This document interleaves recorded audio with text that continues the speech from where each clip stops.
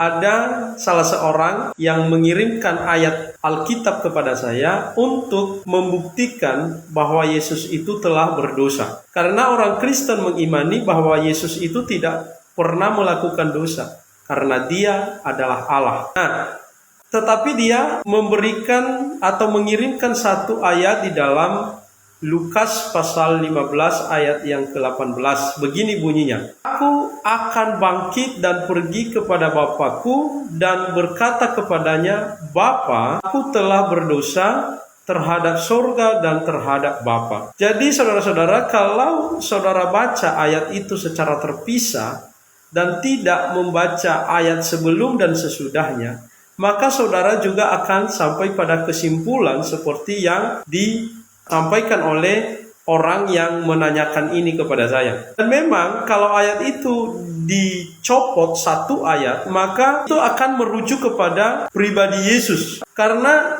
dia membuktikan dengan kata Bapa di sana itu menggunakan huruf besar. Lalu dia juga menyebutkan di situ kata surga. Dan karena di dalam Alkitab Yesus sering mengatakan bahwa dia mempunyai Bapa, yaitu Allah yang di surga. Jadi itulah yang membuat dirinya menyimpulkan bahwa ini adalah perkataan Yesus bahwa dirinya telah berbuat dosa.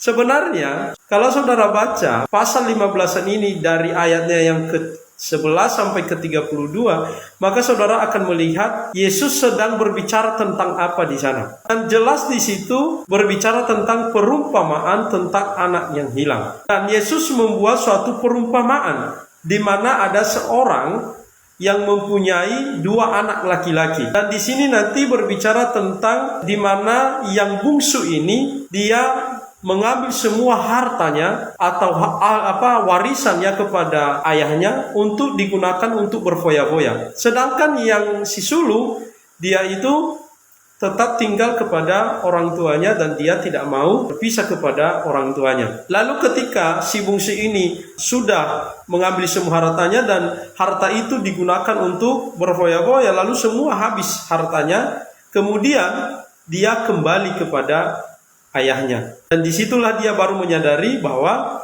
dia telah berbuat dosa kepada ayahnya atau kepada bapaknya dan juga terhadap surga. Jadi itu sebenarnya ayat yang diberikan.